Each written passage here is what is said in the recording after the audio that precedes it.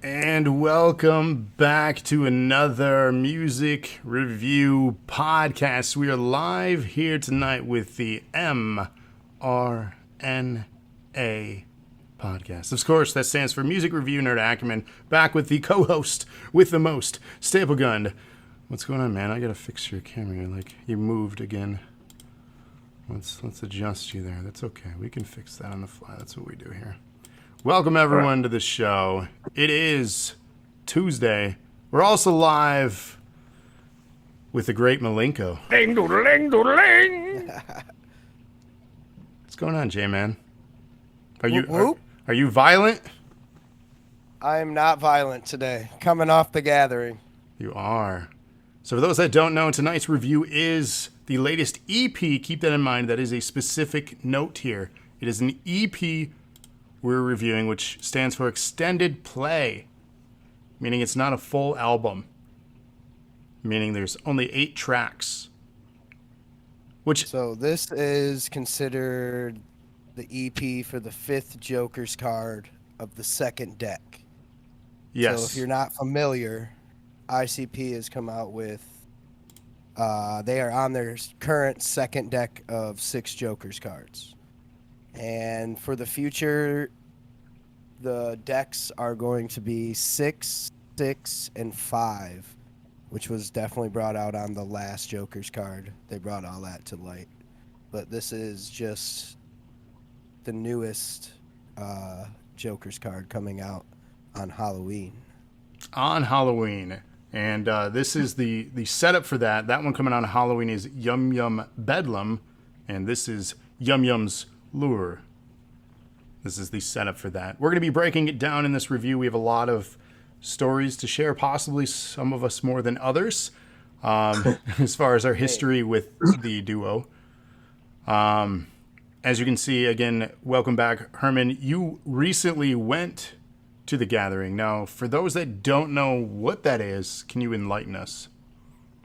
So the Gathering of the Juggalos is a festival put on by Insane Clown Posse, and they do a 3 to 4 day festival where you just camp. There's very little police patrolling the grounds. Most of the medical is brought by the record label or outside sources that they hire in. And it's pretty much a very accepting festival. And this was number 21. So it kind of lined up. They lost last year because of COVID, but it kind of lined up the years this year. So now it's Gathering 21 in 2000. So now we are lined up with years that way. This will be my 10th gathering. That's incredible. 10 of them. Have you, obviously last year you didn't go because it wasn't a thing. Has that been all consecutive, or has that just kind of been when you can make it? Well, for over the years, it's always been whenever I can make it. My first one was I was just about turning 17, and that was in 2002, and that was Peoria, Illinois. I ended up driving myself down to the gathering and staying in the parking lot for 3 days, which was a great experience at 16, almost 17 years old. Now, these are in different locations, or is it like a tour, or? Different locations.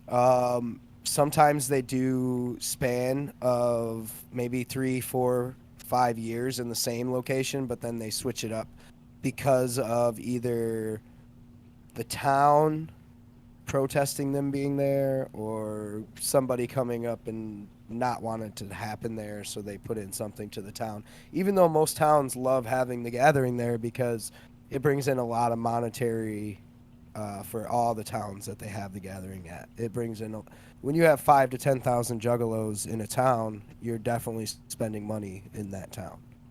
Most of the time, it's a smaller town, anyways. Now you mentioned go ahead. Sorry. I was say it's mostly Midwest region, kind of, for the most part. Yeah. So the furthest they've went out for the gathering, I believe, is Oklahoma. Is the furthest. Yeah, it mostly stays in Illinois, Ohio, Michigan is the most of the Now, areas why that is they that? do. I think it's wherever they can get a spot is really what it's been over the years, because like I said, there's a lot of bad press on the clowns.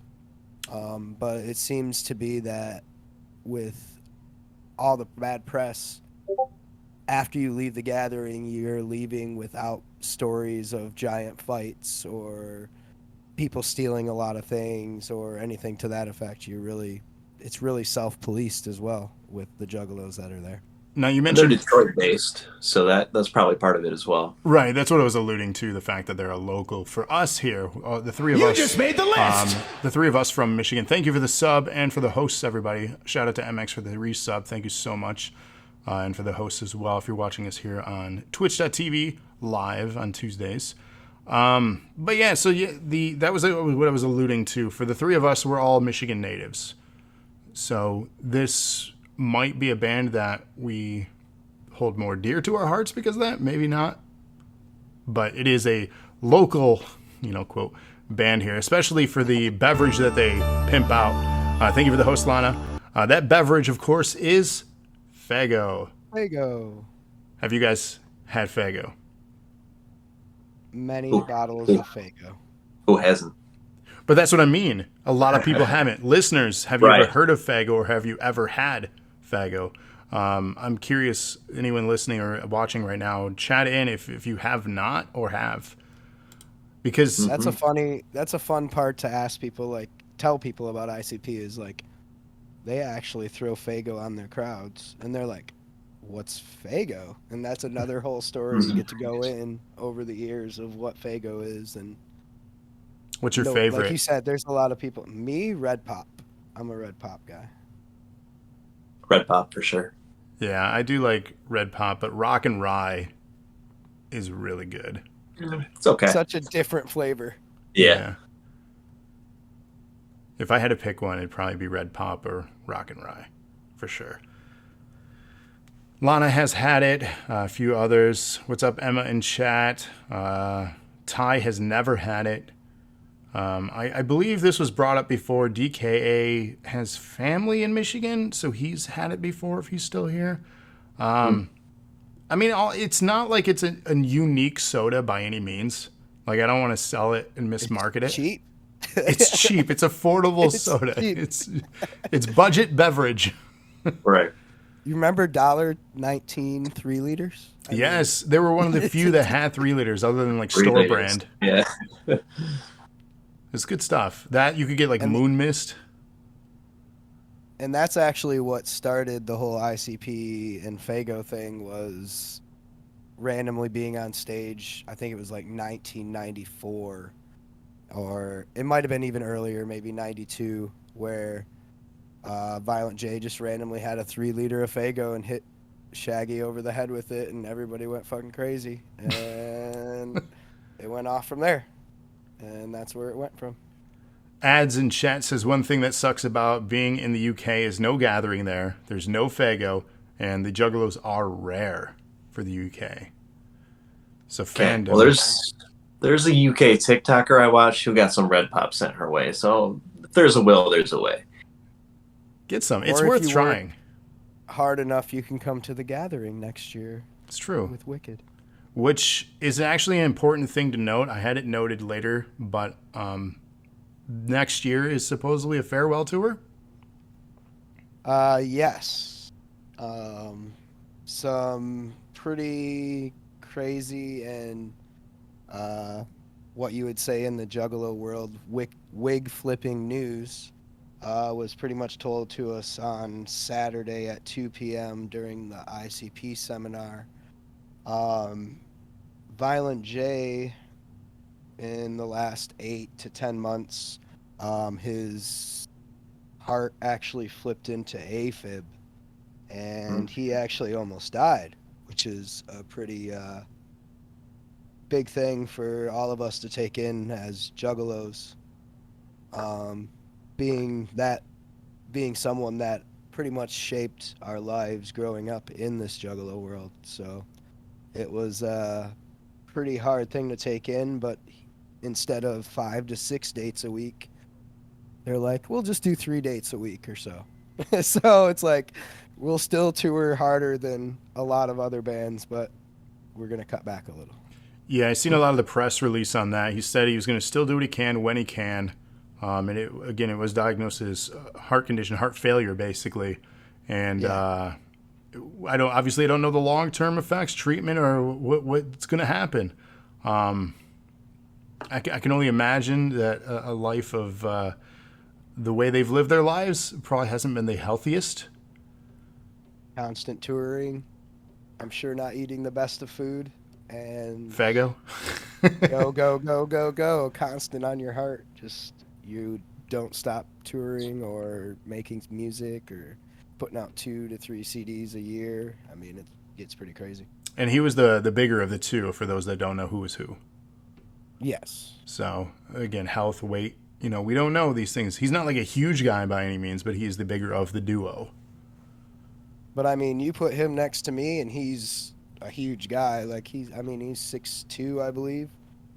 And just big. Like both of those guys are just big guys. So that actually allowed me to have that as a segue moment into my introduction to this act. Simultaneous around the time of Great Malenko, as we opened with that. Later on in the years, Bizarre, and then Bizarre. I was introduced to them through the oddities. WWF Wrestling. Then WCW. Then JCW.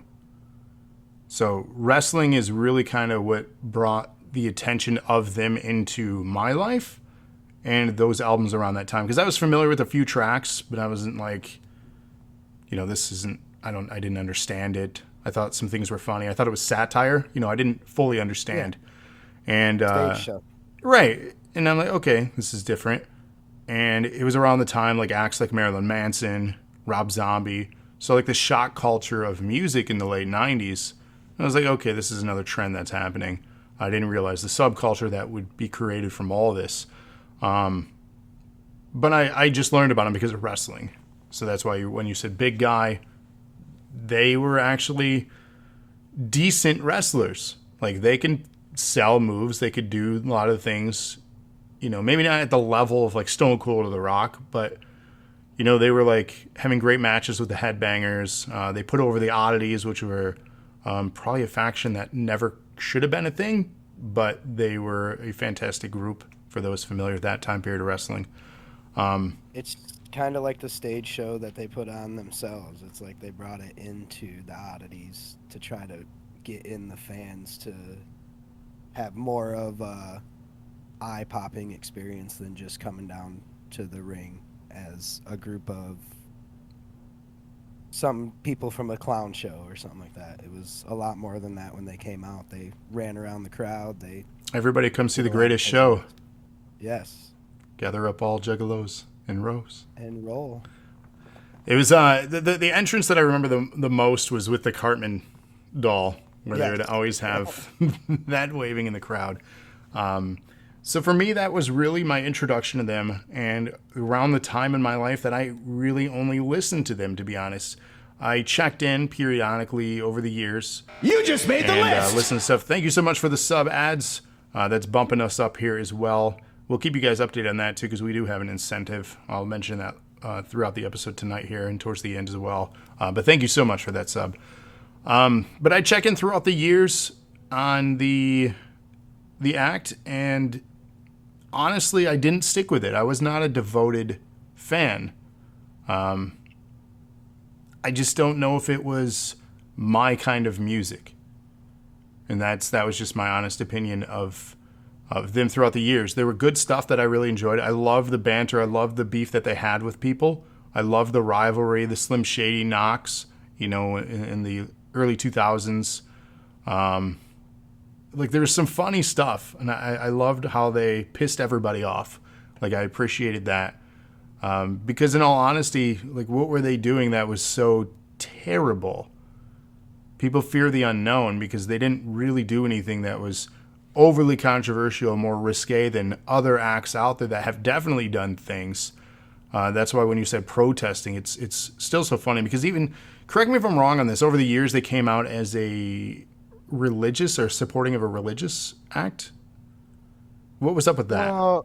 Well, for the first set of 6 Jokers cards, it was whatever happens at the end of the 6 Jokers cards, time will consume us all. So each Joker's card was your path to either go to Wraith, which was the 6 Jokers card, the Wraith. You could either go to Wraith, Shangri-La, or you could go to Wraith, Hell's Pit. It was never them turning a religious leaf. It was more of them leading the juggalos on a path. Like, if you take the path this way, you're going to go to Hell's Pit. And Hell's Pit, the CD Hell's Pit, was one of the worst CDs to actually listen to as an ICP fan, because you saw the decay of Violent J and Shaggy 2 Dope during that era of their music, because it was such a bad time for them. And you could tell just by being a fan, listening to them going through everything they were going through. That's a CD today they don't even like to talk about on their live streams or things like that, because of how horrible that era was for them. Are you saying it was lyrically depressing or just musically, like the style? Lyrically, and a lot of it was like suicide and things to that effect. Okay.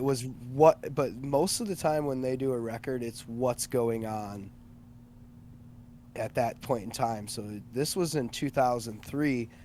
So this is right after 9/11. This is right after a lot of things have been going on. And so, like, there was a lot of anger from a lot of people, and they were definitely into a lot of different things with Dark Lotus, which is a subsect of ICP and other people on their record label. But it was kind of a huge era for the Juggalos to take in and be like, I never want to see Hell's Pit again. I want to go to Shangri-La. Shangri-La is the way that we need to go as the Juggalo family. And this is all stuff they've referenced, as you mentioned with the cards. They've referenced this material, and I'm actually going to bring up notes, and most likely you'll probably have stuff too on this, since you obviously know so much. But there are a lot of references even on the EP we're about to review, throwbacks to certain things and things that I found listening to it. You might even have discovered more than I did that I found interesting. But there's a lore to all of this stuff, and I think that's what's most unique about it. And a true fan, such as Wicked here, would be able to explain all this, in such detail. So before we continue on, I want to ask Staplegun, aka the other Justin, I guess your history, with ICP. So for me, for ICP, I mean, I've been aware of them obviously for decades. I've heard a song or two here and there, but it's never anything that musically appealed to me. So I never looked into them any further than what I had heard. So I think for me, I think their branding is insane. It's just they're one of these bands that has made a crazy amount of just t-shirts, materials, things that have their logo everywhere. And obviously, the Gathering, they've just created this awesome, massive following. So I totally respect them for what they've been able to do with all of that. But musically, it was never anything that I got into. So it's never something that I gave a real hard listen to. So, I mean, as you mentioned, that their merchandising, their branding is such a powerful thing, especially in media in general. Branding is everything. You're nothing without a brand or a gimmick these days. Everybody has a gimmick. Even if they don't tell you they have a gimmick, they have a gimmick. Gimmicks are what sell. It's what sets you apart from the guy next to you. The Hatchet Man, right? Is there a technical term for that, or is that the What's with kids today, huh? Thank you for the host, Storm. So as you can see, the Hatchet Man tattooed, branded on someone for life. That is devotion. That is brand power. Not even that. Then you got 2 of them. See, that right there. That is power. And shout out to Will Zona too. How's it going, man? But branding is everything. And yes, they've been able to transcend into, I guess mainstream media. That's a trigger word for some people. But, mass media in general. Like, it's on everything. And once you have that, you're a successful act, regardless of album sales. Everybody knows you, good or bad. Everybody knows you. Everybody has heard of ICP at some point. Whether you've listened to their stuff or not, you have heard of them. You have seen them. And most people will jump to conclusions right away, as I already mentioned, which is unfair, but that's life. So many new juggalos out there right now, which is really weird because I learned this year at the gathering a lot more acts coming into the label not using the label, but using themselves on the label to use juggalos as a fan base, but they're doing more of like a trap type music, and it's not the same as it used to be, but seems juggalos and the new age juggalos seem to be liking it. I don't know if that's just a new age music thing in general, I think it's just natural progression and music evolving and the age, the demographic, right? I think our age group is kind of the only thing that we're going to stick with them is because of nostalgia or because we are truly a fan. I think people over the years would fade out as far as being supportive. So they have to kind of evolve or die, right? The only other act, you mentioned labels too, the only other act that I can recall that was ever successful was Twisted. And I feel like they're another one that like came up big. They went on tour together. They did a lot of stuff. And then there was their issues. And then they got big for a second again. And then they disappeared. I know we're not here to talk about them, but I just found that kind of a bit odd because you mentioned other acts. Yeah, in 2012-ish, Twisted kind of did some crazy stuff and left the label to make their own label. And that kind of twisted ICP up a little bit. And then 5 or 6 years into it, they said the only way we'll ever play the Gathering again is if you give us our masters. And ICP were pretty much at a crossroads right there. And they really needed them at the Gathering, so they gave them the masters to their first like 5 CDs. Wow.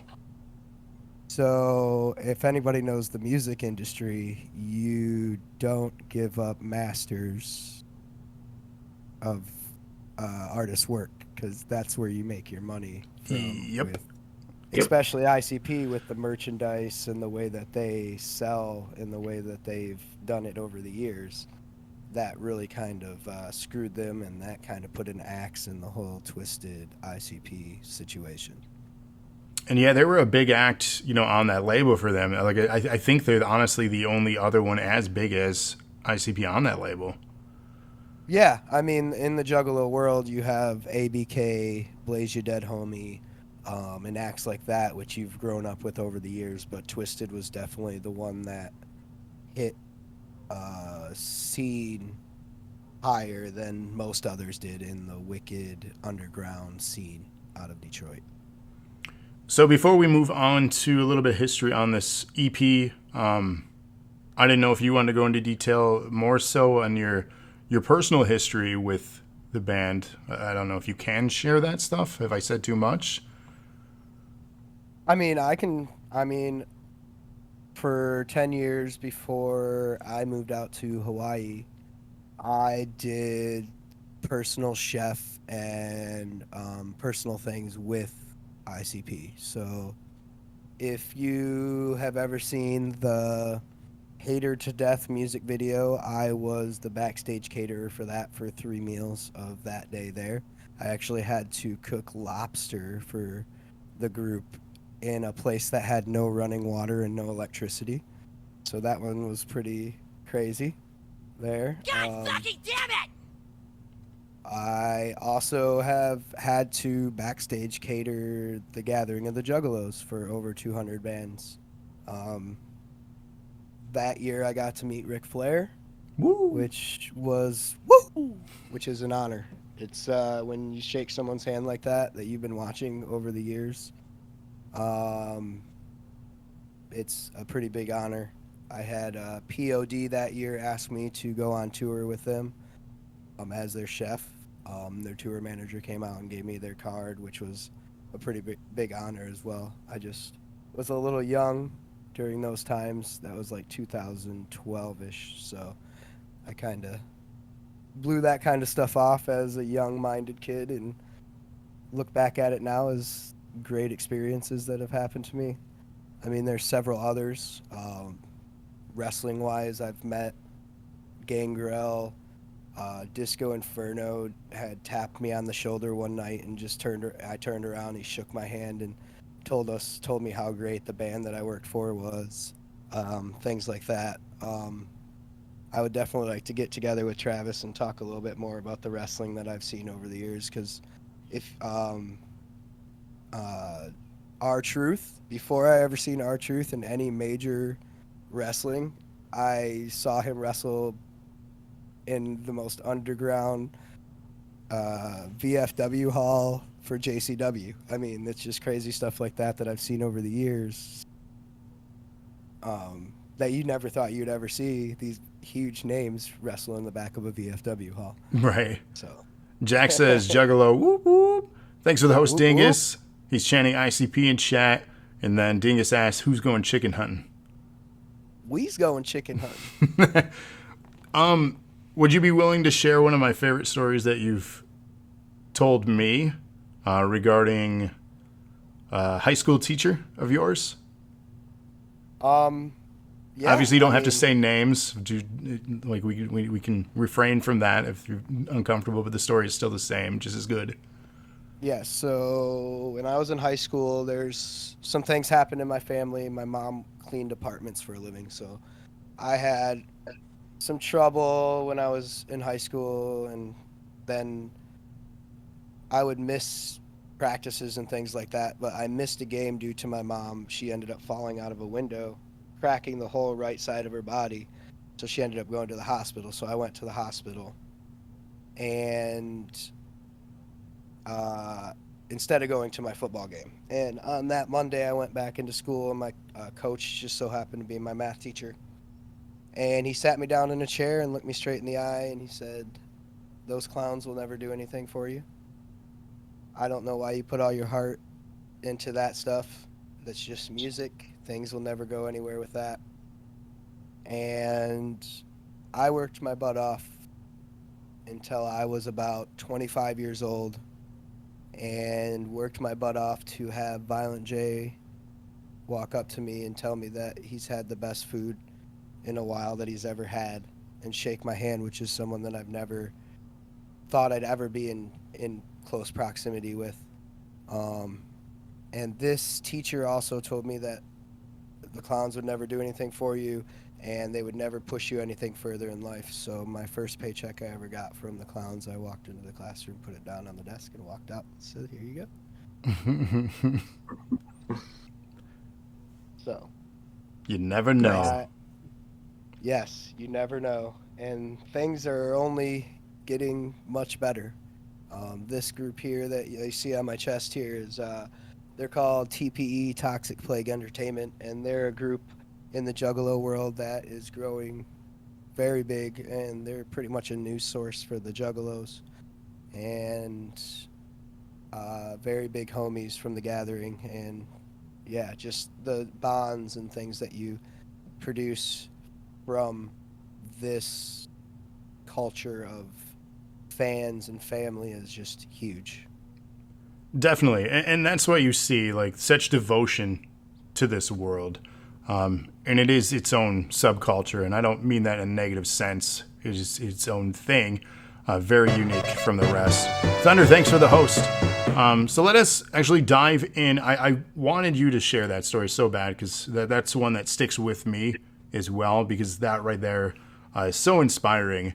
That and shitty at the same time for somebody that should be a teacher, that should be inspiring you, that they're actually discouraging you from being unique and following your own path and being inspired by things. If someone is inspired by something that is not necessarily actually negative, if you took the time to learn what it was, you should nurture and embrace that, because they are inspired by something, and that is a hard thing to get to some people. Yep. So Yeah, it makes you kind of wonder if he hadn't done that, would you have been as motivated to get to that point?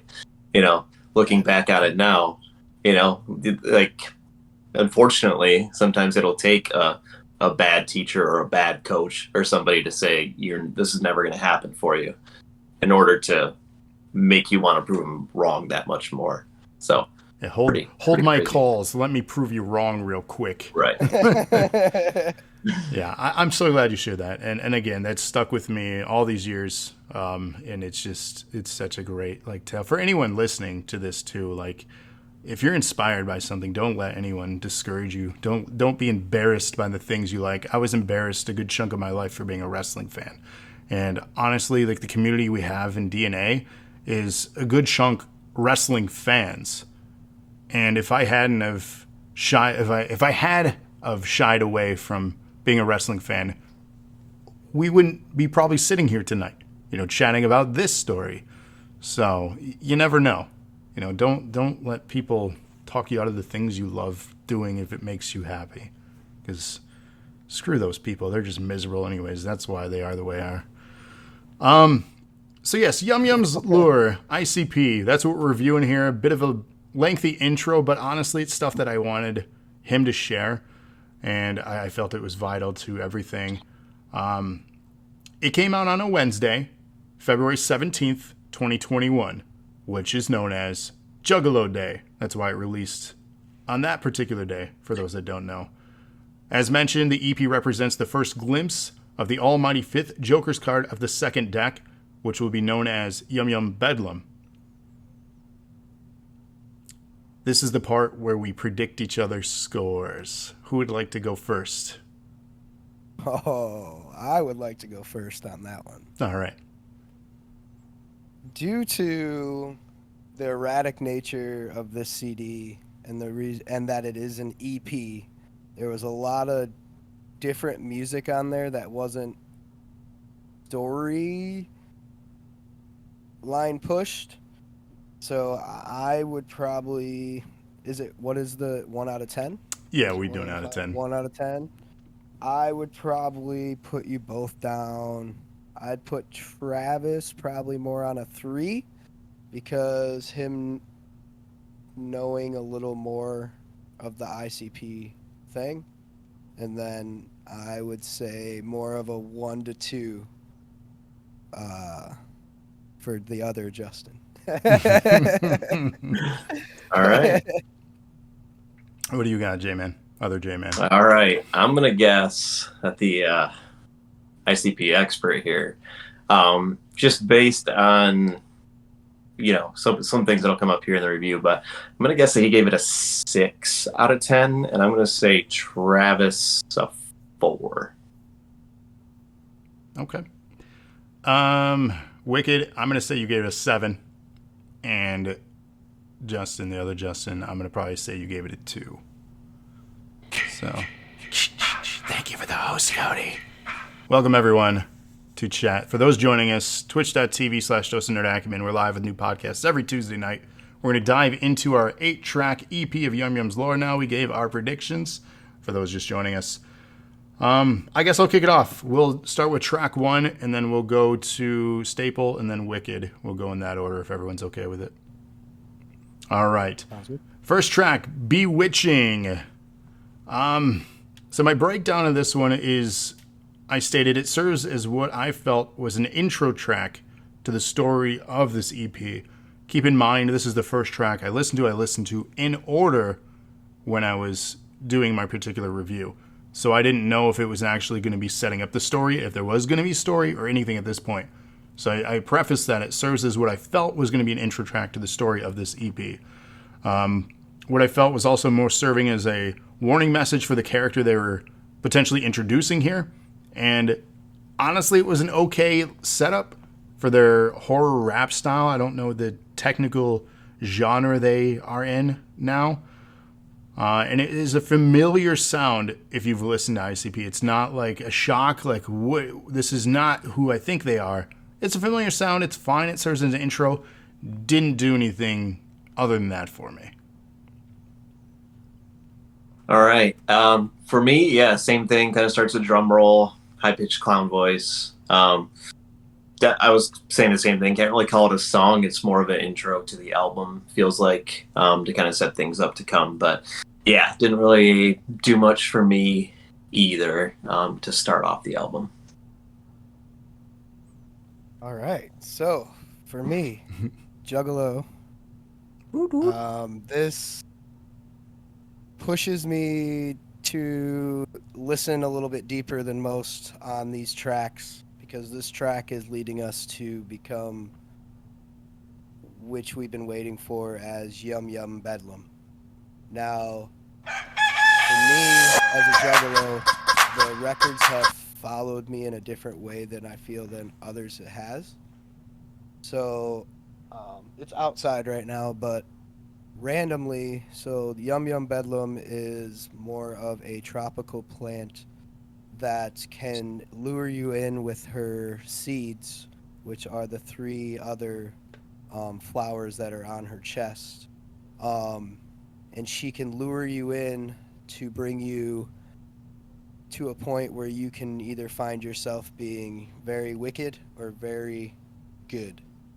Now, randomly, about a month and a half, 2 months ago, my friends bring me over a plant. The plant that they happen to bring over to me is a Venus flytrap. So I now am an owner of a Venus flytrap in the same era as Yum Yum Lure, Yum Yum Bedlam. So that's just the way that kind of the records go along with me. But knowing what I've done research on my Venus flytrap, they lure in their prey as much as they can, and that's what bewitching is mostly about, is luring the prey to see exactly how wicked or how good they are. So you sent me pictures and stuff of the Venus flytrap, and those are I'm trying to remember if I've ever seen one in person, but those are some creepy plants, like carnivorous plants. Carnivorous plants. But Like that's yes. wild that exists even. Like the plant's just designed to kill things. Like imagine if they were bigger. Like that's horrifying. Yeah, Little Shop of Horrors kind of thing. Basically, Exactly. yeah. Yeah, that's wild. Yeah. Our next track, unless you had any more on that, I don't want to. No, Okay. absolutely not. So this one, the second track is called Loyalty, which I felt was a fan service track. Basically describe, and if I'm wrong on any of this stuff, please tell me too, because this is just kind of what I was understanding. Oh no, it's always good to have outside perspective, because Because I feel like, Right. obviously, Oh, I I see. don't know as much as you in my understanding of even little hidden messages I probably wasn't picking up on. And I think that's where a lot of people will miss out if it's just done in a vacuum. And that's what we're doing, unfortunately. We didn't go through the discography here for this. So it felt as a fan service track, as this following they have is like a family. They are devoted fans and are unlike so many other fandoms of really anything out there. Hence, as we talked about and showed his tattoos that he has, really true hardcore fans are going to tattoo themselves like that. The only other tattoo that I saw that prevalent on people was the Godsmack logo back in the day. And how unfortunate to be a fan of Godsmack. Yikes. That's a story for another day, too, because I actually pissed off the drummer for Godsmack. Sorry, not sorry. I'll tell it now real quick because it's funny. So I got to hang out with him backstage, and they were asking me about the new album. Did I buy it? What do I think? And I said, no, I did not buy it. And he was offended because I'm literally backstage with the band. Like, I should be a super fan, right? I was like, no, I didn't buy it. I just stream everything on Spotify now. It's just cheaper, and it just makes sense. And he just went off on this tangent. Keep in mind, he's like really high and smoking down. And he's like, went off on this rant and was like, this is wrong with kids today and these damn iTunes, and they're taking all our money and nobody buys CDs. This is going to be our last album, I promise. It wasn't. They released more albums. But he was all pissed off, and I'm like, oh my God, I just pissed off Godsmack. And then I thought about it more. I'm like, oh well, your music sucked anyways. I mean, if you name your band Godsmack, you're probably already pissed off. Exactly. And in all honesty, I was there for Papa Roach. I wasn't there for Godsmack, but somebody gave me a free ticket, and I'm not going to turn down a night out at a concert, because that's always fun, regardless if I like the bands or not. And I was straight with him. I'm like, I don't really care for them, but I'll go. He's like, well, I know them. I'm like, cool, let's go meet them, I guess, if you really know them. I like called him out on it. And sure enough, he knew them. We got to hang out with him. So, but yeah, Papa Roach was a much better band at that show and in general. But anyways, sorry. The track talks about devotion, from what I picked up on, being yourself when others are so fast to put you down. It speaks on the theme of the upcoming full album, and it is even mentioned in the track. I also found a throwback to early material in it. There was a line in the song that says, "Your riddle box don't even feature a question mark, no mystery about it. Your heart is just extra dark." So that was a nod to that era, which was the era that I learned about them. Can I go off on that in just a little bit? Yeah, of course. That's all I have for feedback on this. So sorry. Oh, you can go ahead. I'll go after you. Well, no, I was just gonna go into that line of your riddle box doesn't even have a question mark. So if you don't know anything about the ICP world, riddle box was the third Joker card for the first deck of Joker cards. And the riddle box was always a box that you went to after something traumatic happened in your life, car accident, maybe you fell off the side of a building or this or that. You go in front of the riddle box and turn the crank, and he'll pop up to send you to the Wraith Shangri-La or the Wraith Hell's Pit. And for your riddle box to not even have a question mark on it shows how horrible you lived your life, to the point where you don't have a chance to go to either spot. You're pretty much set in a purgatory type situation. That's my side note, and you can go back to you, Justin, if you want. All right. So yeah, for loyalty again, me not being super familiar with the band, or catching really any of the throwbacks, I thought musically this was one of the better albums on the track. It has more of a kind of slow build into a kind of a catchy chorus about integrity, honor, dignity, and pride.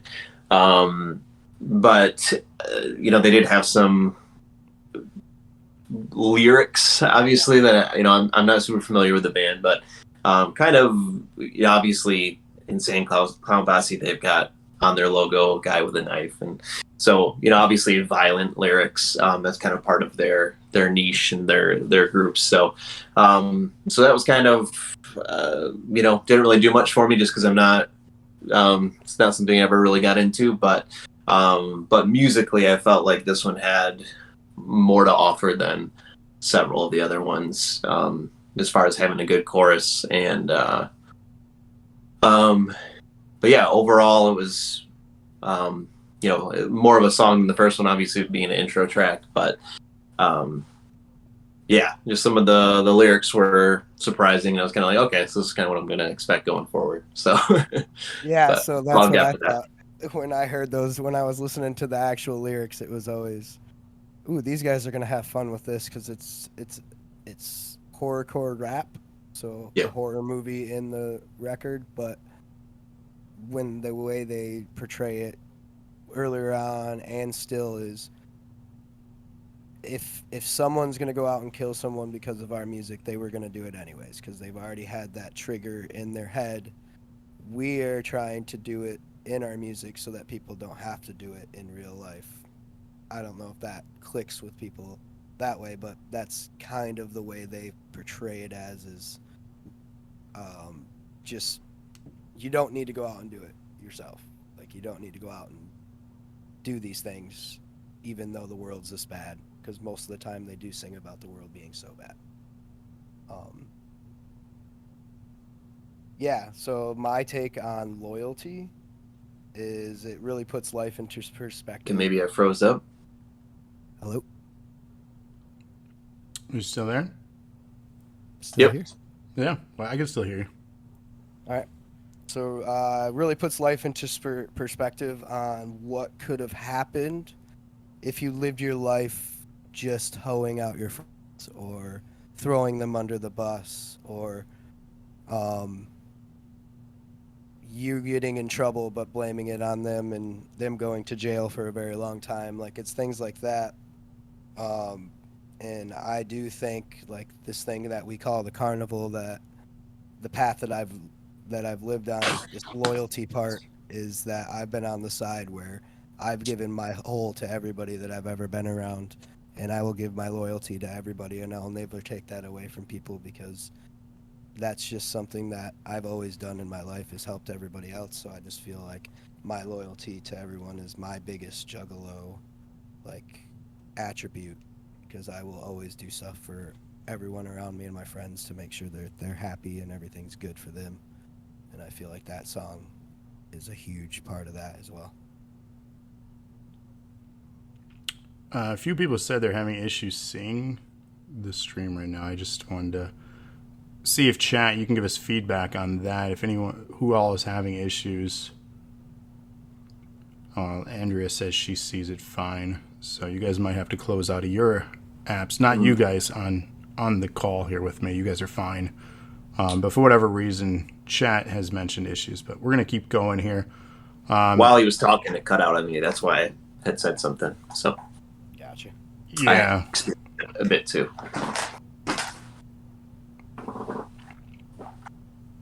We are dropping frames now. So I don't know what is happening and why that's happening. That's lovely. We're going to keep pressing on, though, do the best we can. And we'll figure it out.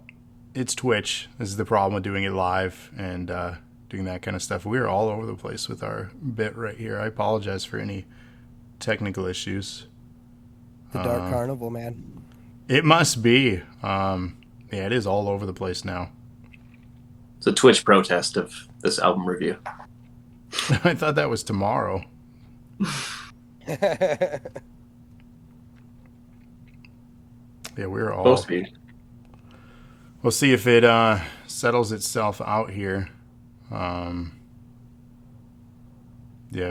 I'm jumping all over the place now with frames. We'll give it a moment here. Apologize for the technical issues. Seems to have settled. We'll continue on. Gotta love it. So yeah, that was Loyalty Track 2. Hopefully everyone got to hear that. This will also be on podcast platforms. That's what we make these for.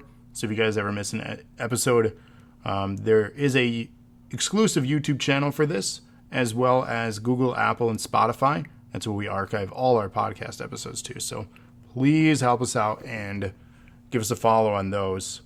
And the bandwidth is dropping again. What is happening?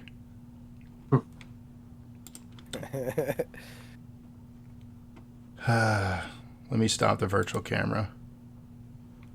See if that helps. Might be just sucking too much bandwidth. I'm hardwired in though. Good Lord, gotta love technical issues. It's been a while. I was overdue anyways, so this makes sense, right? Had a good run. Yeah, we had a good run. Twitch must be afraid of life, which is our next track here. Afraid of Life starts with a bit of rock and guitar behind it, which honestly makes sense with the guest artist that is featured on this. If you didn't know, it is Alien Ant Farm, which threw me for a bit of surprise because it's been probably over 15 years since I've listened or even heard of them existing and doing things. Mm-hmm. I know they've had like one or maybe two random albums, but nothing like successful on the charts by any means compared to that first mainstream album that they had. They had an album before that one because that one was anthology. They did Smooth Criminal, movies, a few others. But their first album, I believe, out the gate was called Greatest Hits, which is comical. Their first album. I think that was intentional. But yeah, weird collab here. I don't know if they knew each other or if it was just like, maybe you guys will know more. I didn't find anything on it. But it worked. Very standout song. It seems to describe being lazy and being a bully, not really caring about living or motivation. They want to be a zombie phantom, which is often referenced throughout the whole song. whatever that means. Maybe you can enlighten me more on that. Seems like it was probably just the singer from Alien Ant Farm. Maybe they had the band collab in the studio. And then again, I ask in my notes, where have they been in regards to Alien Ant Farm? So that's my feedback on this. So it was fine. Honestly, probably the standout song on the album for me, just because of the unique style to it and the different style to it. All right. So when I heard this one, I thought it was just kind of, boom, boom, boom, boom, just kind of very repetitive and didn't really stick out. And I guess when I was hearing the lyrics or the style of the song, I don't know if any of you are familiar with it, probably, but it kind of reminded me of like the Hello Neighbor song. So I was trying to piece it together, and that's what I came up with. But for me overall, I didn't enjoy it at all. I said I'd rather be a zombie phantom than listen to this song again. Damn.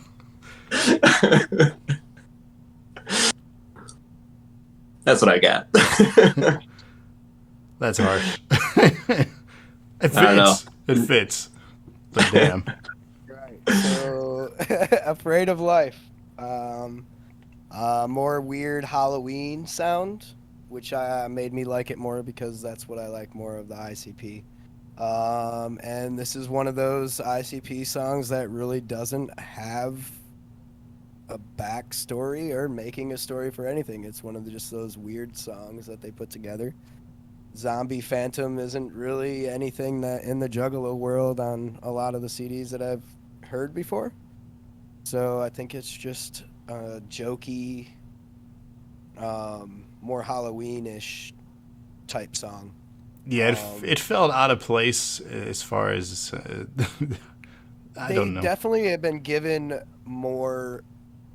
I put this in a couple songs, more anger into this, because this CD, we got to remember that when they're writing the CD, they take a lot of energy, and when they write their CDs, it's more of like they don't go through and do the song over and over. It's really Violent J dreams of a song, writes it down, and it becomes something crazy on a record. But you could tell it was definitely written during lockdown, like them trying to keep themselves up, but trying to keep themselves as the old school ICP they used to be, which a lot of juggalos want them to be. But like being in lockdown, like me in this last 10 days, I haven't been able to be who I've wanted to be. And this quarantine, which has been crazy because it's just been a weird feeling to have to be locked up in your home. And going back to what we had to go through last year, it's kind of a mini version of that. And I can see where they're coming at with some of these songs as well, because most of them were written during lockdown.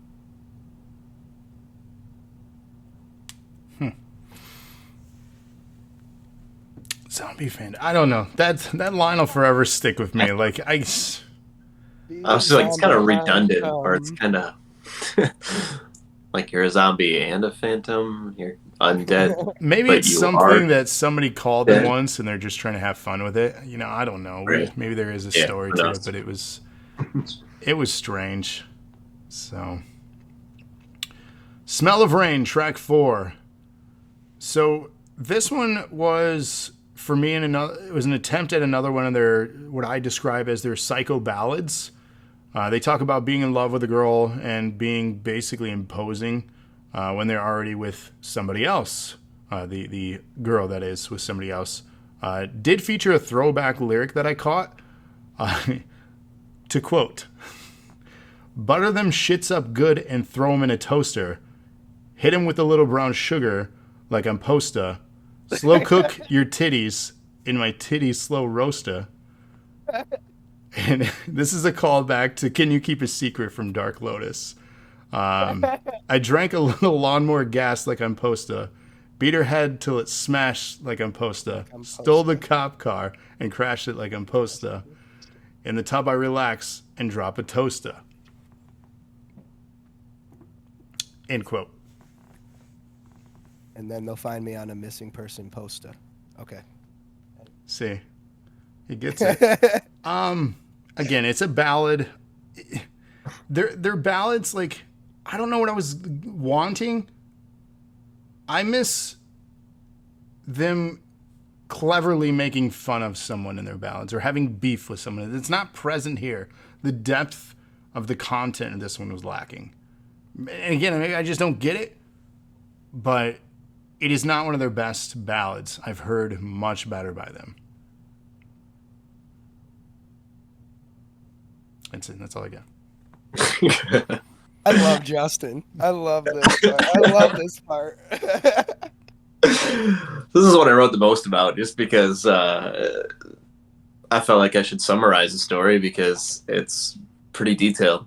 It's a story about a girl on rollerblades, and he's attracted to her. So he follows her boyfriend back while she's on the back of his hog. She follows them, bashes his head with a brick, puts her in the trunk, asks her to toss her panties, calls her fat. She says she has no body fat, which is kind of a weird line. Then he rolls up her pinky finger in a blunt and prepares to consume the rest of her. He decides to slice her cheeks, and obviously Travis went into some of those details. Doubled eyeballs, butt cheek stuffing. I learned some ICP verbiage with Needin. Nedin. Oh, see, I already screwed it up. I looked that one up, and nipples, knuckles, pickles, kneecaps of cheese, grape jelly filled belly, with a cum sauce blaze, fried eyelids, will hold dip lips, chakra skin bone, chin bone. I mean, so I think lyrically they just tried to come up with as many body parts as they possibly could. Obviously, it's horrorcore, and that's what they do. So the chorus was okay, kind of smells of rain. Her name is Summer Rain. So I thought it was one of the most entertaining tracks just because of the ridiculousness of the lyrics, and it's just to see how far they could go with dissecting this person and then saying, "I will see you again when I drop a doo-doo." That's all I got for that one. So Oh my God. I don't know if you got that. So, for me, for this is, of course, like you said, a ballad, an ICP, sort of their take on a love song. So, I tried to write down as good as stuff as I could, but it all, like, getting the girl to have a great time with them, blah, blah, blah, but, I mean, it all of a sudden just runs into cannibalism. So, I mean, there's not really much you could talk about this song because they go into cannibalism. I love the hook. I'm not gonna lie. When I heard the hook, I was like, I like the smell of the rain. Oh yeah, that just would be something that when you're in a juggalo setting, that's when you get juggalos to go crazy. Like, there's a thing that people say, like, who took the chicken off the plate and put it in the fridge? Shaggy 2 Dope did. Like, that's a huge thing. Like, these little things, like, you can start in, like, concerts and it will just be a hit for all of us to go back and forth with each other on them and stuff like that. So, it more reminds me of Bowling Balls, which was a song from back in the day. And it was about a guy that collected heads for a living. So it was kind of the same exact thing for me to hear the song. It was like this guy's collecting his girlfriends, same as the guy collecting his bowling balls, which were heads from his victims. So, but more of the shock horror factor of things as well, and of like their love songs. Definitely horrorcore is established on that one. So are you familiar with Nedin, Travis? The Nedin Game, yes, it's one of my favorite tracks by them. Contestant number 1, how would you describe A Perfect Date? That song is one of their greatest ever. Like, out of their whole catalog, I could listen to that one over and over again.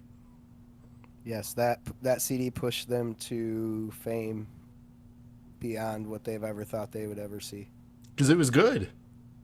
Yeah, I mean, got picked up by Disney, and Disney put them out. We're gonna put them out, and then took them off the shelves the day of. It was a good album. I don't care. Oh. Just this. Did you listen to that song? No, I'll take your word for it. Okay. You really should. You really should. No, I'll give it a listen. You really should. There are some CDs that I would definitely, or songs that I would definitely give you to listen to. That this is definitely a harsh CD to come in on for ICP. It's definitely, compared to some of the stuff that I love listening to now that they put out, this is a definitely harsh CD. So Yeah, not a good intro for being a fan or not. Ding Dong or Ding Ding Doll, track 5. The song starts with a spoken intro. One of the character voices, quote, "Send $66.50, $66.50 to the Yum Yum Fun Corp." So, fun fact, ICP began using the number 665 repeatedly in their songs around 2018. And according to Violent J, it represents the 3 decks of the Joker card albums they plan on making, with 6 cards in the first deck, 6 cards in the second deck, and 5 cards in the third deck. Also, $66.50 was the price of subscribing to ICP's House Party Peep Show, the live streaming service where a snippet of this song was first heard. Yum Yum Fun Corp is a reference to Young Young Bedlam, the name of the song's album, so the upcoming album. Also, the fictional corporation is also mentioned in ICP songs Mighty Moat, recorded around the same time as this song. The track is filled with dark, depressing lyrics, and basically losing them being tired of being someone's doll, and they can't wait for someone else to die, is how I understood it. But I did some research on this because there were a lot of little things that kind of stuck out. It was almost like an investigation. I'm like, why this is so specific, but why? So that's why I looked that up. That's it. That's all I got. All right. So yeah, for this one, man purchases an Ecuadorian Ding Ding doll. For me, this one was the worst on the album for me. Mainly, I like the story feature of some of their songs and that they're telling a story, but the sound effects just killed me for this one. Literally, they have a sound effect that sounds like a door stopper, someone slipping on a banana peel, like you'd see in like an old cartoon. So it was hard for me to get into the content of the song, other than kid gets a doll, it plays the song of the doll, he hears it, and he's gonna die. So it was just kind of, yeah, I couldn't get past the sound effects that they inserted in the song to really enjoy it further than that.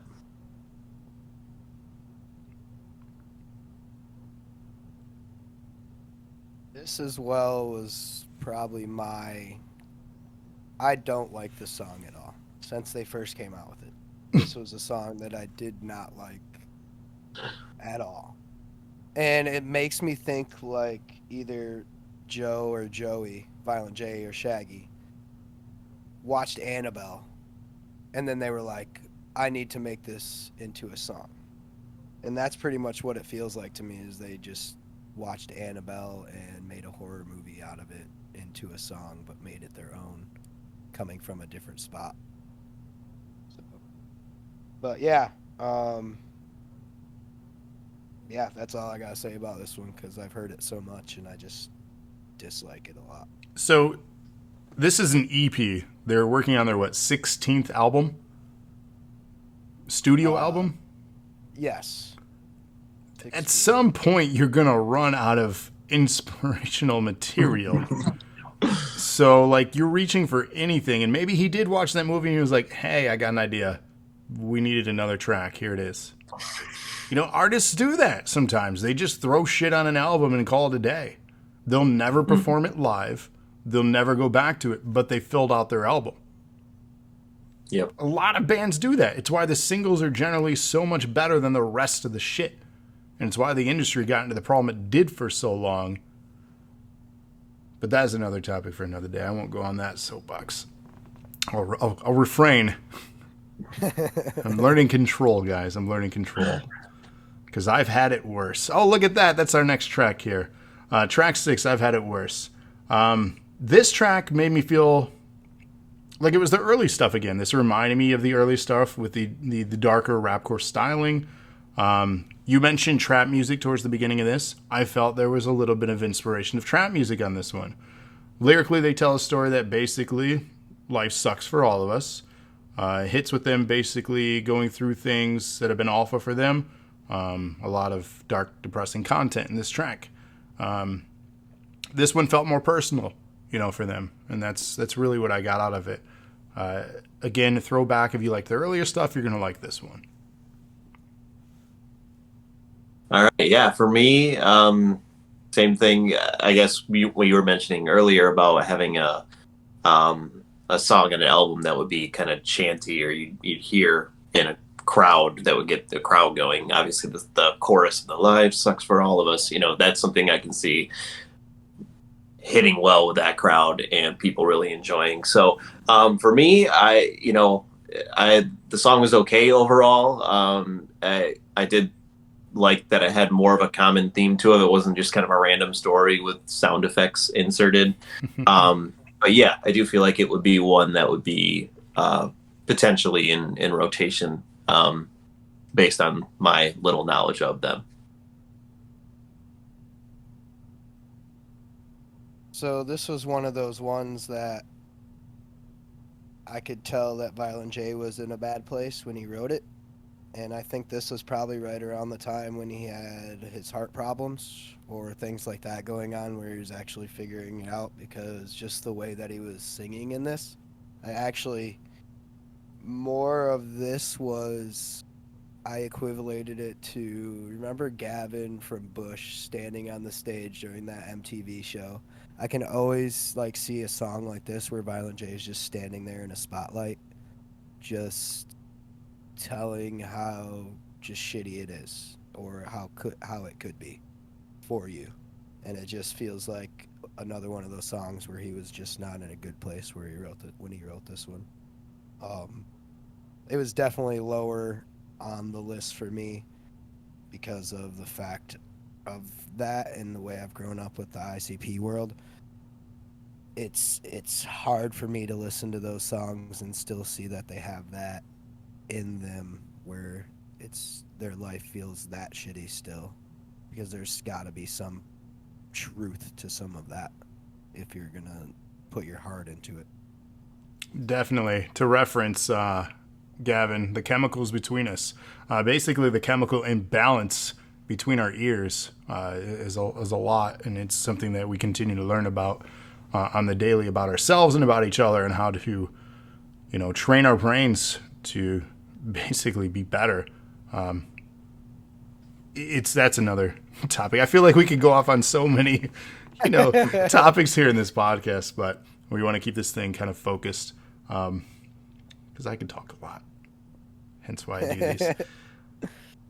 But speaking of the chemicals, drugs, man, or the Candy Man, track 7. Candy Man.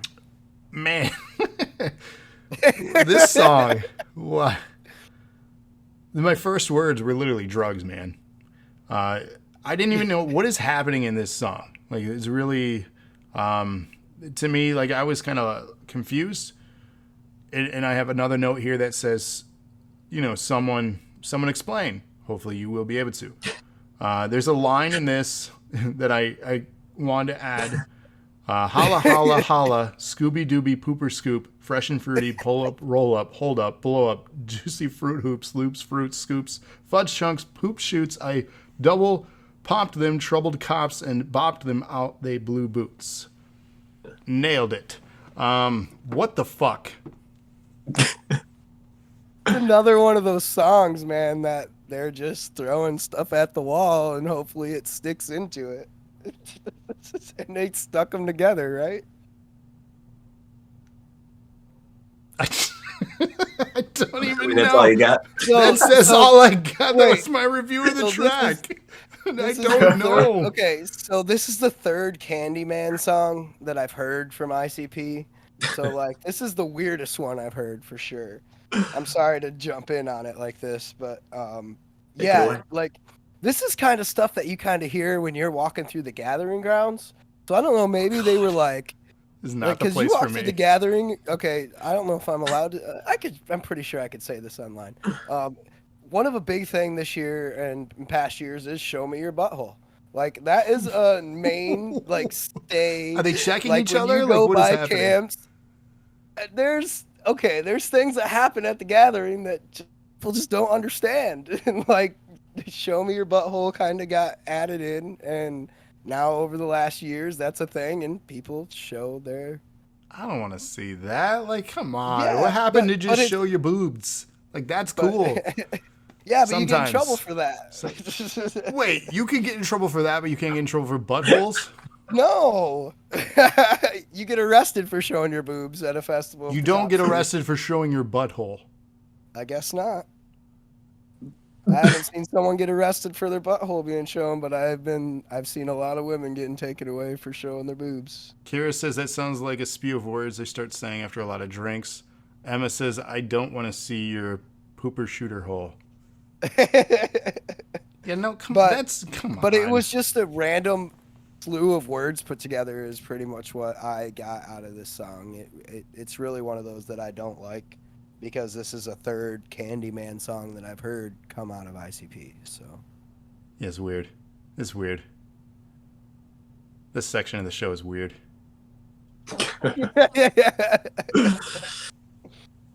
And we haven't even gotten into detail on the gathering yet. No. All right, so Candyman for me, I think you guys all kind of summed it up. Just kind of, variety of flavor depends on your paper. It's depending on how much cash you got, depends on what I can offer you. Yeah, just, here's your slew of drugs, take your choice. That's kind of all I got on it. Just more clown voice stuff and, trying to make a catchy Candyman hook, but otherwise just random words describing different drugs that I have zero clue about. Yeah, this is over my head. Yeah, it went pretty far in that song. That's all I have for that one. Okay. Yeah. Well, our last track on the album, the 8th track, again, this is an EP, so it's a shortened album. The last one is called Clown Heads, track 8. So this one's interesting because it was really their only real attempt at their old style of the carnival themes and gimmicks on this entire EP that I really got out of it. Referencing themselves, at least it seemed, as clown heads. I've never heard that. They call themselves clown heads? Nope. Okay, I thought that was weird too. But again, I've missed a lot of stuff. Story. Yeah, there's a story behind this, which I'm going to get to once you're finished. Thank you, because Yeah. that I was like, I know I've missed a lot of their content, but I've never heard anyone say clown heads. That was weird. So this was a long track. It didn't need to be this long, but then I realized halfway through that there's just a bonus track that it goes to, and it basically sets up like a bridge almost to Yum Yum Bedlam with the chant Yum Yum's Bedlam. This way comes. Way comes. And that's how the EP ends, which again is from February till this upcoming Halloween. It's that anticipation for this full release for their next, stories to be told here. And that's what they leave you with if you listen to the stuff in order, which I've always listened to albums in order first, and then I pick and choose what I like. But that's the cliffhanger for the album. And again, when it gets your turn, please enlighten us because I'm confused on the clown heads thing. No clue what that was about. That was weird. Oh, he can go right ahead. I will go third. Okay. Well, you can go. You can go if you want. No, go ahead. Okay. So, ICP did these Patreons, which Travis talked about, is when they showed that we were going to do this Yum Yum Bedlam and Yum Yum's Lure. So, during these Patreons, they would do them once every 2 months. And each Patreon, they would come up with something new that they were doing. So, like at the gathering, I bought this backpack. Violent J is making this week-long. The first one's called Walking Home Monday. So he sent out, it's a backpack with a beanie in it, a CD, and a comic book called Walking Home Monday. And he does a rap to the comic book. So, like, you can read the comic book to his rap through the CD. So that's something they came out with. So they're going to do that Tuesday, Wednesday, Thursday, Friday, Saturday. They also did the Seeds of Yum Yum, which before Yum Yum Bedlam comes out, they just put a lot of stuff on their plate, so sometimes they don't come out with everything. So the Seeds of Yum Yum are supposed to be 3 records with 6 songs on each record right before Yum Yum Bedlam comes out, so then it'll have 6 different, so 18 more songs, like another CD on top of Yum Yum Bedlam. Jesus. Also, on top of that, Violent J and Shaggy decided they wanted to do these things called clown heads. So they would take and paint their own clown heads on canvas, and then they would sell those to juggalos as like an auction item. So they would be their own 12 clown heads that they could give away out the year. So 1 per month. You would get 1 clown head per month. So then randomly after that, the CD came out and they made a song about them making their own clown heads. So it was marketing material for what they were doing on the side. It's weird. Like, it doesn't fit in a lore. It's just, it's real then. Yeah. Strange. Smart, so that's but it strange. For the clown heads. Yeah, it's just another item that they wanted to do with this record, which we don't know if we're getting the Seeds of Yum Yum yet, like, because they were supposed to put out 3 records with 6 items on each record still before this new record comes out in Hollow Wicked. When I go to Ichiban, I like the Yum Yum sauce. You know that was going to happen during today if you've ever been to Ichiban. That's what they call it. Oh, man, this gathering plague is killing me. He's dying. I'm dying from this gathering sickness I got. And it's not COVID because I got tested for that. All right, sorry. Go right ahead there, Mr. Justin. All right, yeah, so this one, that's kind of why I wanted to hold off on what you had to say, because it felt like more of an act of self-promotion. And based on what you've said, it's confirming that, it's kind of, their own brand. Obviously, like you said, they don't ever refer to themselves as clown heads, but if they've actually produced their own clown heads, it makes perfect sense. Yeah. So I thought it was more of them establishing their branding power from this song, and then, saying they put their own DNA in each painting. So that kind of makes me wonder if when they auction those off, if that was something that was advertised, or if that's something that these people found out via this song. Yes, that's something that they talked about. Okay.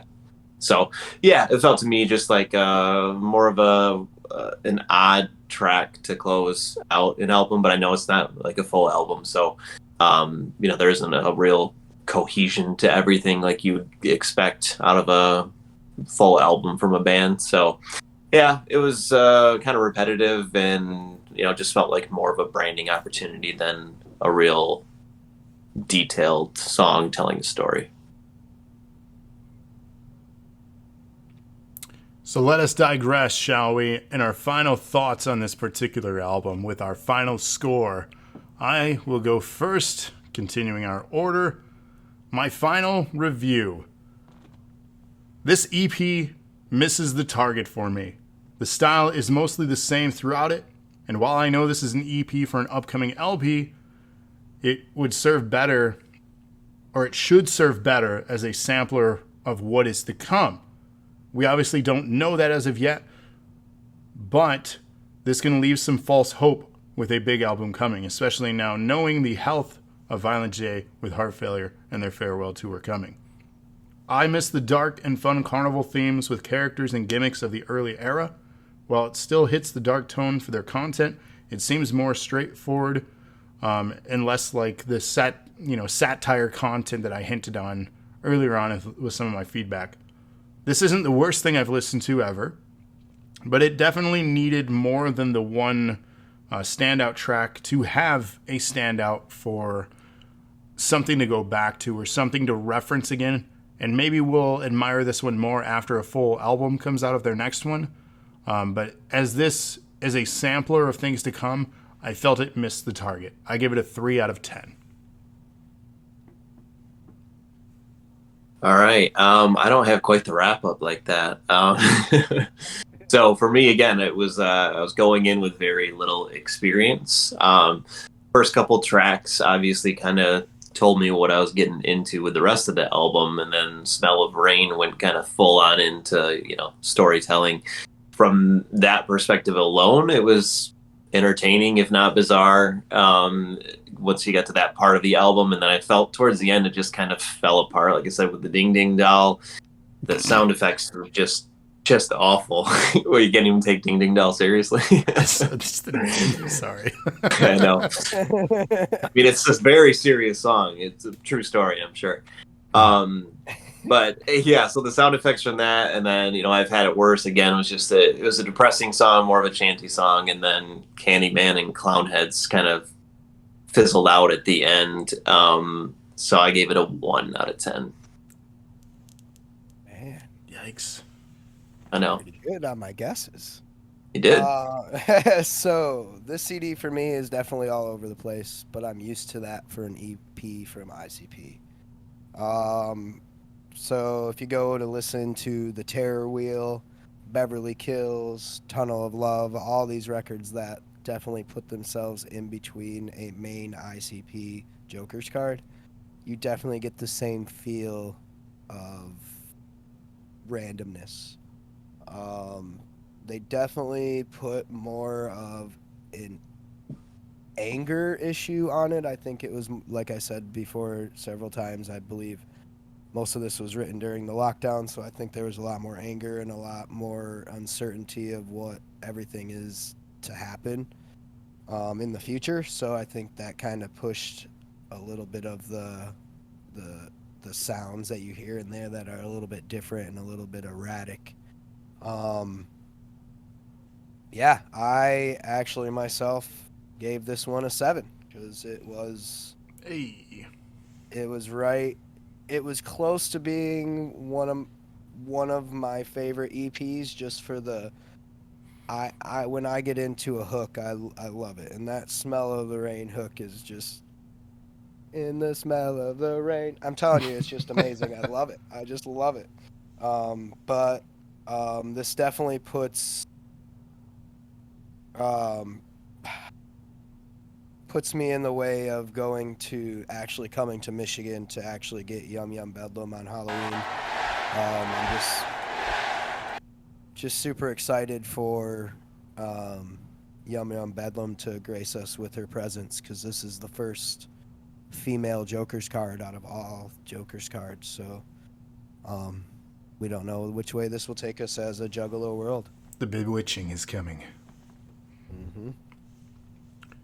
So yeah, I mean, like I said, I look forward to learning more about it. It's piqued my interest when that does drop. Maybe somebody will pick that as an album review in the future for us. We don't know.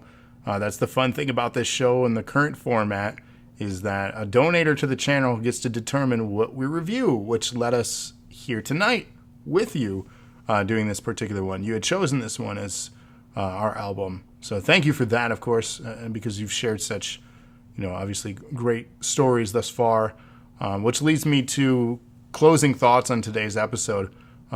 You took a lot of video, at least you said you had mentioned you had taken video. I'd seen, 1-2 videos so far? I've got several videos of the gathering. I got a lot of wrestling with Vampiro. I do have a lot of just different pieces of the gathering. And things like that I took over the weekend of the gathering. So, I don't know how much you want to release to public on that. We were going to put some stuff in this episode, but time constraints, and just because obviously you said you're not 100%, which if you're familiar with Wicked here, he's generally has a little bit more energy in this. He's not the most energetic of humans, but he does generally have a little bit more energy than this. So you can tell he's not 100%. So we talked behind the scenes, and maybe it's something that will make its way to the YouTube channel. Otherwise, I'm sure if you hit him up directly, if he obviously accepts any messages, he might be willing to share. Again, I don't know. I don't want to speak for you or willingly share your your videos and stuff. But if you do have stories to close this out, if you want to highlight your time and some moments. Yeah, I mean,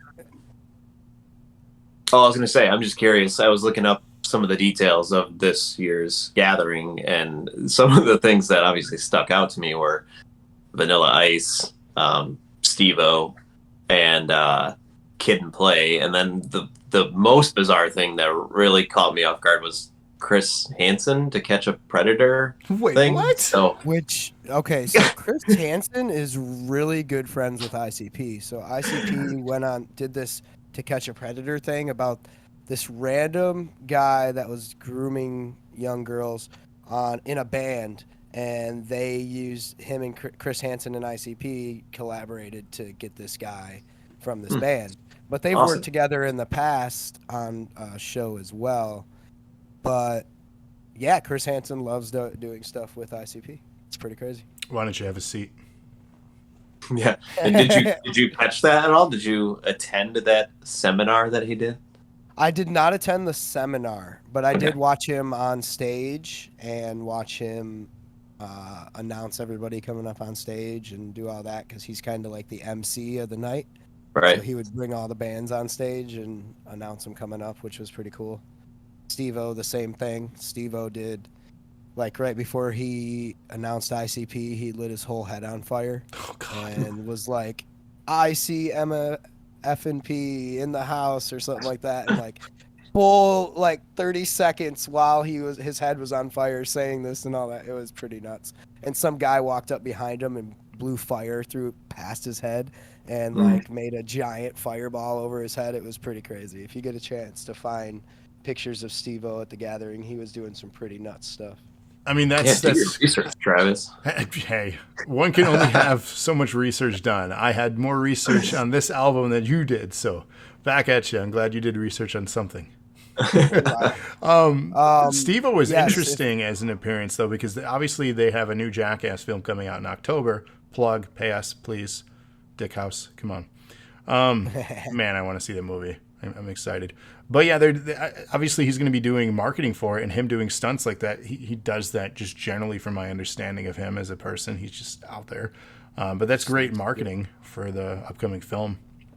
So that's wild. Kid and Play? That's Yeah. What That in the was a Vanilla pretty Ice? good What is this? show. 1990? 1991? What is happening? They pretty much get all the bands that are older. Like when I did my gathering, when I was catering, I got to meet Method Man, Redman, Yeah, but they were relevant at that time. At least end of relevancy. Parliament, and G-Funk and Parliament. I mean, George Clinton. I mean, those are the type of bands and people that I got to see, because those are the ones that just come out. Guar. Oh the God, random- it's just it's a misfit carnival, basically. Yeah. And anyone that will come will come. It's so awesome. That's wild. But if anybody wants to hear any more or wants to hear more that's not so sporadic about the Juggalo world and the gathering and the things that have happened over the years, I definitely can do a show or something to that effect, because it's a huge thing. And like the gathering's been going for 21 years, but they've been around since 1988. That's just crazy.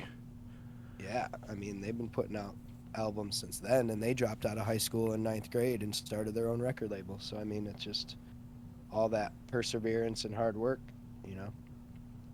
And you guys, Wicked does stream on the DNA Twitch channel here. So if you're unfamiliar with that, he does After Dark.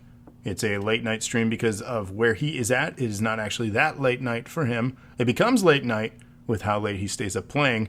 But it is what, it's 6 hours, 5 hours, 6 hours behind. 6 hours behind us in Eastern time. So it is 9:33 p.m. for Justin and I, and for Wicked it is 3:30 in the afternoon. 3:33. So that is wild to think about. Our day is ending and you still have all day ahead and evening. So check him out. Again, depending on where you are in the world, we have international viewers. We had, even in chat tonight, people from Ireland, United Kingdom, people all over the United States that listen to us. We have listeners in Australia. This is an incredible channel to have that kind of international support, and it's so cool to connect with people around the world like that. How you found us is incredible because of the time difference. I wouldn't imagine finding a channel at the time of days that people do and when they watch, but hey, it's awesome that you've all found this place. But yeah, I'm sure if you ever ask him, he's got stories for days. Keep him company in his chats. And I'm speaking for him here, but I'm fairly certain he would love to share stories with you.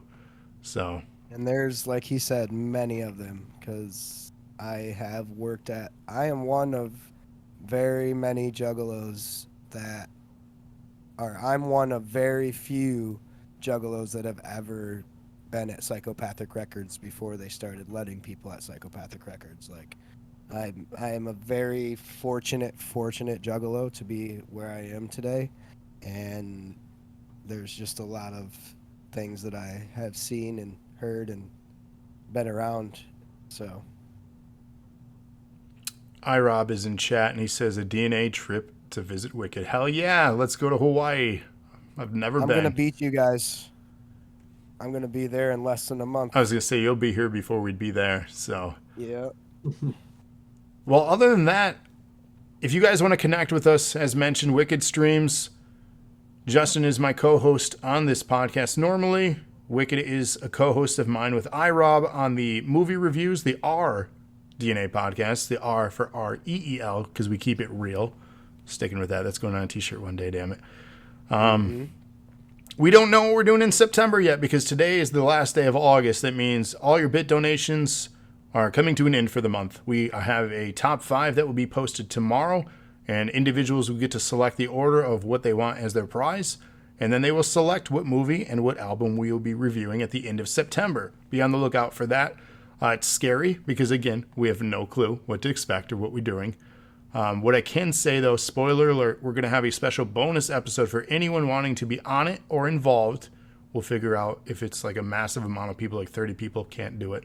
But we want to get people involved in some way, whether it be live or submitting their little snippet on thoughts of the content. And that content is we're going to be reviewing the Resident Evil film franchise. That is a task. Ooh. So I believe there are 6 films in that franchise featuring Mia Jovovich, and there are varying opinions within the people that I know that have opinions on it, but we're going to break down all 6 films, and it's going to be an extra long episode. I imagine it going 2 to 3 hours, to be honest with you. 200-bit donation from iRob. Hip hip hooray. Thank you for that, sir. That'll be in October sometime. No specific date for that. No real plan other than we're going to break down those films. Do I love them? Do I hate them? I think if you've watched this channel long enough, you know the answer to that. But you're going to want to tune in to that episode again in October, as we want to do stuff related to Halloween and scary. While Resident Evil for some might not be scary, I think it's fitting, and it's a franchise spoiler that I like. So, and it's fitting because there is a new Resident Evil film coming out soon too, which we just saw screenshots of, and I have mixed opinions on that. But anyways, follow us on social media. We're on Instagram. We're on Twitter. We have a Discord. We're on YouTube. We are on podcast platforms. Follow us on Google, Apple, Spotify, and so many other places. Again, Justin and I will return with our next album review. We may do bonus ones sometime. It really depends on availability. And if Justin's like, you got to listen to this album, and maybe I'll be like, yeah, Justin, I do got to listen to it. Maybe we should just do a bonus episode on this album. Who knows? Like, again, we it's listen to Yum Yum Bedlam. that could be a bonus one. So we might have Wicked back, and we could be doing part 2 to this one. Who knows? Like it's really dependent on time, our mood, and time. That's really our biggest enemy is time. But yeah, Tuesday nights. This is the place to be if you like podcast content. Be a part of the chat on Tuesdays. That's what we do every single Tuesday. Tomorrow night, we do have a special show. It is MXG's GM show for NAW, if you're unfamiliar with that. Wrestling content. We do a fantasy league on the channel. If you like wrestling, you're in the right channel because we do a lot of wrestling stuff. That is tomorrow, Wednesday night. Thursday night is our normal wrestling night. Tomorrow's just a bonus show. This Sunday, will more than likely, well, it's a holiday weekend. I don't know. I don't want to speak for them. Generally on Sundays, the NOW podcast, Nerds of Wrestling. Again, Trevor and Cody talk wrestling. Join them if you like wrestling. That is the place to be. Best wrestling podcast on this channel. I promise. It's the only one, but by default, it is the best. Just like this is the best music podcast on this channel. It's true. We're the best. It is the truth. But with, Also the worst. oh God, we are also the worst Oh then. man. But thanks for hanging in. Yeah, you guys, you did it. 9 of you made it You through this made it. one. You made it. Final thoughts. I'm going to kick it over to Wicked. What you got? Whoop whoop. J-Man. It was interesting. It was interesting. Let me go back. What do I have? I'm going to hit it with the closing. Holla, holla, holla. Scooby-Dooby, pooper scoop, fresh and fruity, pull up, roll, full up, blow up, juicy fruit hoops, loops, fruit scoops, fudge chunks, poop shoots. I double popped them trouble cops and bopped them out they blue boots. Ladies and gentlemen, this has been the Music Review Podcast by DNA, or known as the mRNA Podcast. For those that tuned in live with us, thank you so much. Again, we'll be back every Tuesday with more podcasts. And just the best place to be is DNA, because you guys are the best. It's a part of all of us. It's DNA. We are DNA. Good night, everybody. We'll see you next time.